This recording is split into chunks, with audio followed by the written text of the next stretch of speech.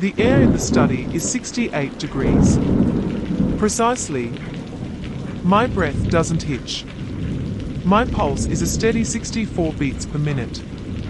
On the mahogany desk lies a single ledger, its edges crisp, its secrets bleeding. Onto the page under the harsh glow of a desk lamp. In the room down the hall, Julian is sleeping. He breathes with the heavy, unearned peace of a man who believes he is the smartest person in any room. He thinks he has buried the bodies deep enough. He thinks the digital breadcrumbs have been swept away. But Julian is an architect. He builds structures out of glass and steel. I am a forensic accountant. I dismantle lives out of spreadsheets and spite. I've just found the third offshore shell company. Aegis Holdings. A clever name. A shield. Behind it lies $4.2 million, diverted from our joint retirement funds and his firm's payroll over 7 years. I look at the wedding photo on the desk. Julian is smiling. His eyes are warm, practiced, and utterly hollow.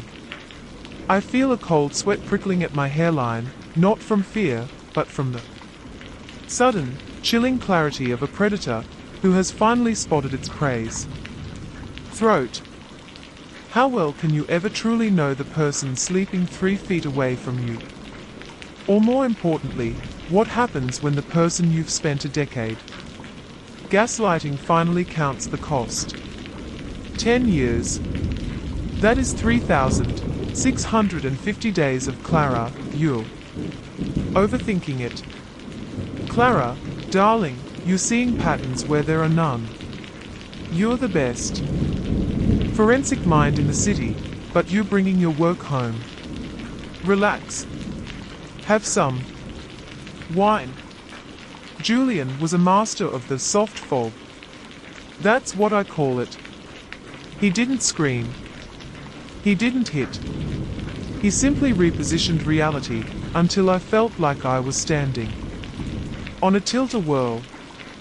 Every time I questioned a missing $10,000, he had a logical, boring explanation. A bad investment. A loan to a friend. A clerical error at the bank. He delivered these lies with a gentle squeeze of my shoulder and a look of profound pity. He made me feel small for being right. 2 months ago, I found the first crack.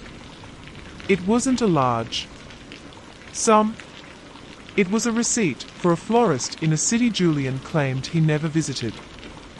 Red roses. Sent to A.S. Miller. I didn't confront him. I didn't cry. I sat in my office and opened a new file on my encrypted drive. I titled it The Audit. I began to track the outflows. I realized Julian wasn't just cheating. He was liquidating us. He was preparing to vanish. He was building a life raft out of my inheritance and our shared stability, and he intended to leave me on a sinking ship. The more I dug, the more the soft fog lifted. I found the emails. He wasn't just talking to S. Miller. He was laughing at me.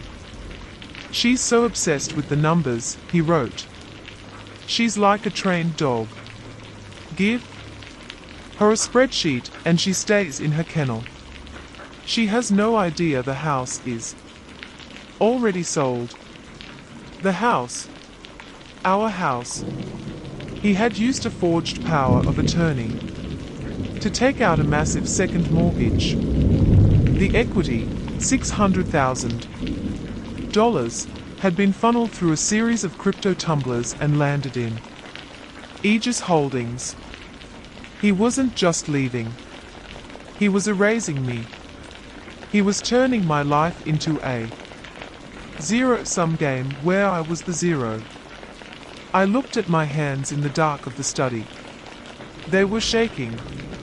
Not with grief, with the cold, calculated fury of a woman who knows exactly where the tax codes have loopholes big enough to hang a man. To understand Julian, you have to understand the anatomy of a covert narcissist. In psychology, we often discuss Carl Jung's concept of the shadow. It is the dark basement of the human psyche, where we store the traits we refuse to acknowledge. Foremost, the shadow is a source of shame. For the narcissist, the shadow is the engine. Julian lives in what we call a false self construct. He has spent years crafting a persona of the devoted, successful husband. This mask is his primary. But beneath the mask lies the shadow self, a void of profound insecurity and predatory entitlement. He doesn't see Clara as a partner. He sees her as supply. To him, her intelligence was a tool to be used, and once drained, a nuisance to be discarded.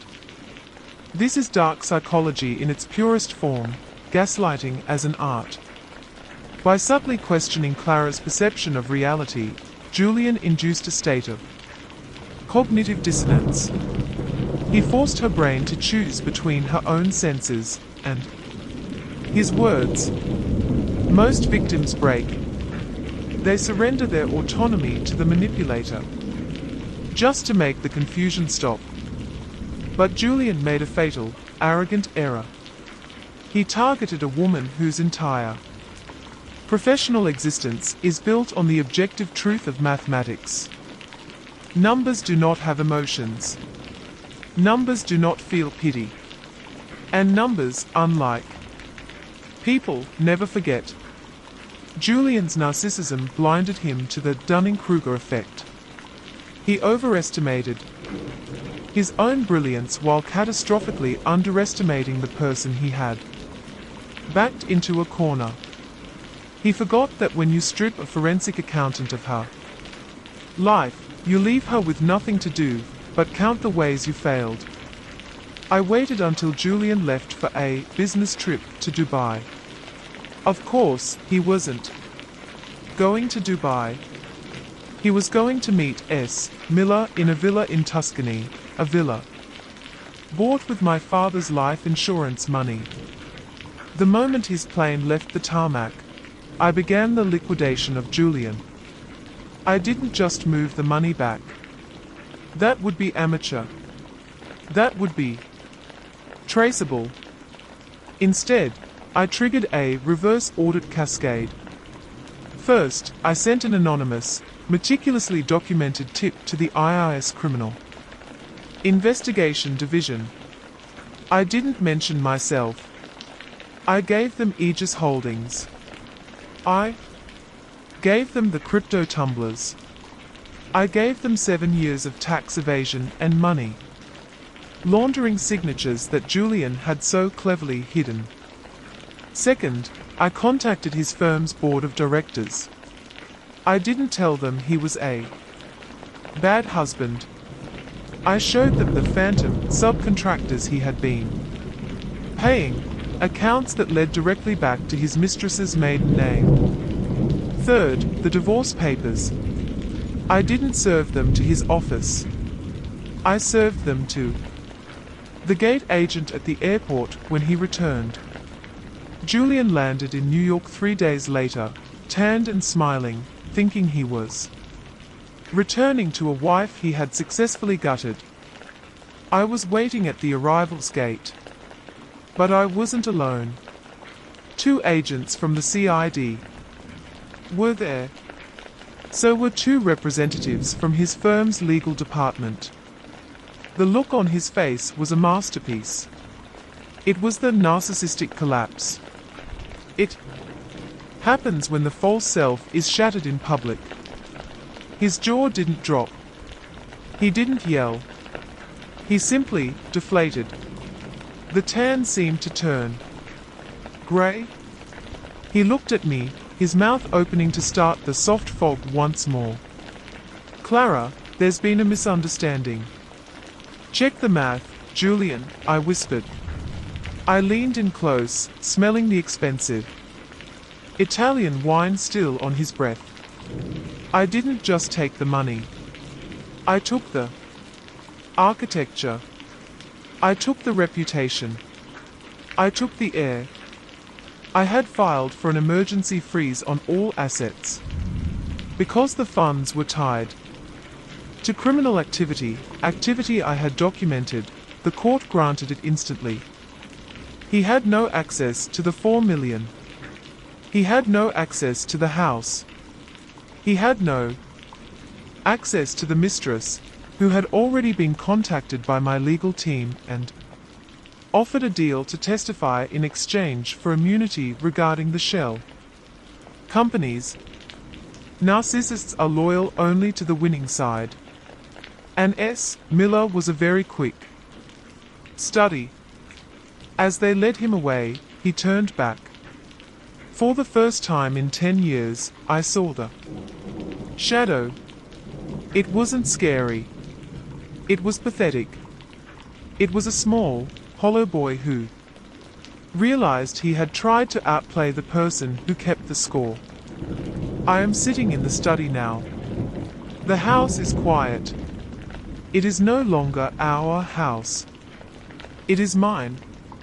The grandfather clock is ticking again. People ask if I feel guilty. If the coldness of my revenge makes me no better than him. They don't understand. Revenge isn't an emotion.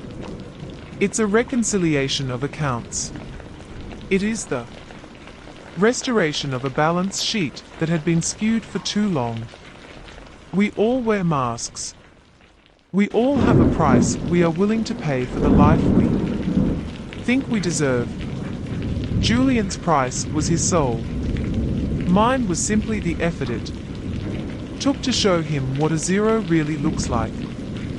In the end, we are all just a series of entries in a ledger. Some of us are assets. Some of us are liabilities. And some of us are the auditors. Be careful who you lie to. You might find that they've been counting your sins since the day you met. And they are very, very good at math.